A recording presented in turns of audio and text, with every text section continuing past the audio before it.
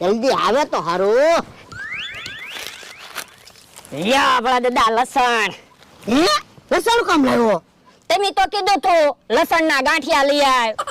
ઓય બાપા અલ્યા લસણિયા ગાંઠિયા લઈ આવે એમ કીધું તું. એવું તમે બોલ્યા જ નતા હો.